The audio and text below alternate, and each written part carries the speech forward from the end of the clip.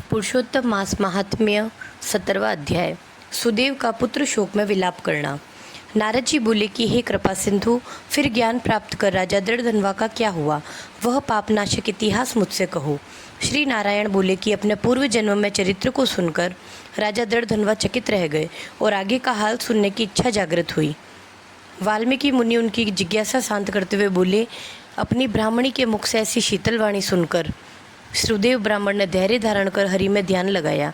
दीर्घ श्वास ले मलिन मुख से जो होनहार है सो होगा, ऐसा मन में निश्चय कर पुष्पादि लेने के लिए वन में गया। इस प्रकार करते करते काफ़ी समय निकल गया। एक दिन वह संविदा, कुशा, फल फूल आदि लेने को वन में गया हुआ था। वही सुदेव मन में हरि के चरण कमलों का ध्यान करने लगा।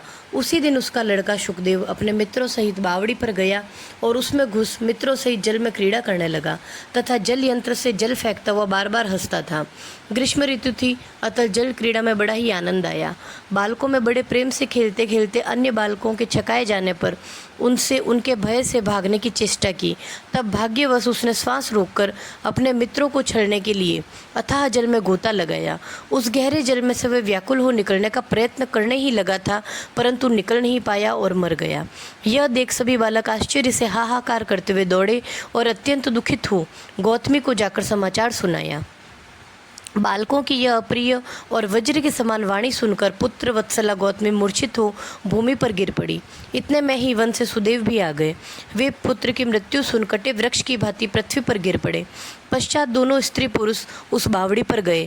वहां पर जाकर उन्होंने अपने मृत पुत्र को छाती से लगाकर उसे गोद में लिटाकर सुदेव शर्मा बार बार मुख को चूमने लगा तथा गोदी में लिटाए हुए मृत पुत्र को मुख निहारते हुए रोते रोते विलाप करते हुए गदगद वाणी से बोला कि हे पुत्र, मेरा सोच दूर करने वाली शीतल मनोहर वाणी को बोलकर मेरे मन को आनंदित करो। तुम अपने वृद्ध माता पिता को छोड़कर असमय जाने योग्य नहीं हो। हे वत्स, तेरे मित्र वेद पढ़ने को तुझे बुला रहे हैं। हे पुत्र, तुम्हारे उपाध्याय भी तुमको पढ़ाने को बुला रहे हैं। शीघ्र उठो, इस समय कैसे सो रहे हो? मैं तेरे बिना घर नहीं जाऊंगा। मेरा घर में क्या काम है? तेरे बिना घर सूने वन के समान है।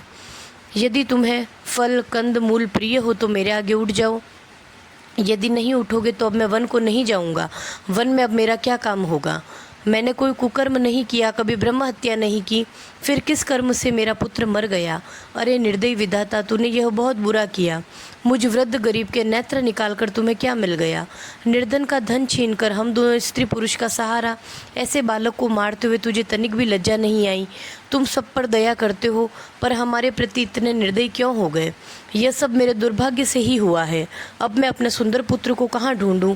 हे पुत्र, तुम्हारे सुंदर नेत्र युक्त मुख को अब मैं कहाँ देखूंगा? मेघ जल वर्षाता है, पृथ्वी से धान्य उत्पन्न होता है, पर्वत रत्न उत्पन्न करते हैं, समुद्र से मोती उत्पन्न होते हैं, किंतु ऐसा कोई स्थान नहीं दिखता जहाँ से मेरा पुत्र वापस मिल सके।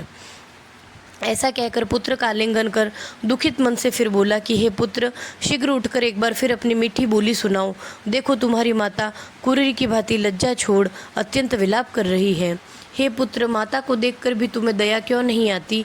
बिना माता पिता के पूछे तुम कभी भी कहीं नहीं जाते हो। हे पुत्र, हम दोनों से बिना पूछे इतने लंबे मार्ग पर क्यों जा रहे हो? अब मैं किसके मुख से वेदाध्ययन वाली श्रेष्ठ वाणी सुनूंगा? हे तात, तुम्हारी मनोहर बोली की याद करते ही मेरा हृदय फटकर 100 टुकड़े क्यों नहीं हो जाता है? निसंदेह यह लोहे का बना हुआ है। राजा दशरथ जी धन्य हैं जिन्होंने राम के वन चले जाने पर पुत्र शोक में अपने प्राण त्याग दिए। मुझे धिक्कार है कि मैं पुत्र के मरने पर भी जीवित हूँ। हे नाथ, हे गोविंद, हे विष्णु, हे यदुनाथ, हे रुक्मणी के प्राणपति, हे मूढ़ दैत्य को मारने वाले, हे दीनों पर दया करने वाले, हे दयालु, मेरी पुत्र वियोग की अग्नि की ताप से रक्षा करो। हे देवादिदेव, हे त्रिलोकीनाथ, हे गोपाल, हे गोपीपति, हे रथांग पाणे, कालीदह के दोष को हरने वाले, पुत्र रूपी अग्नि के ताप से जले हुए मेरी रक्षा करो। हे वैकुंठपते, हे नरकासुर के शत्रु, हे चराचरपति, हे भवसागर से पार उतारने वाले, हे ब्रह्मादि देवताओं द्वारा श्रद्धेय चरण कमल वाले, पुत्र रूप अग्नि के ताप से संतापित मेरी रक्षा करो। मेरे समान मूर्ख कोई दूसरा नहीं है, क्योंकि मैंने श्री कृष्ण भगवान के वचन का उल्लंघन कर पुत्र की कामना की। भला नष्ट होने वाले को कोई कैसे पा सकता है?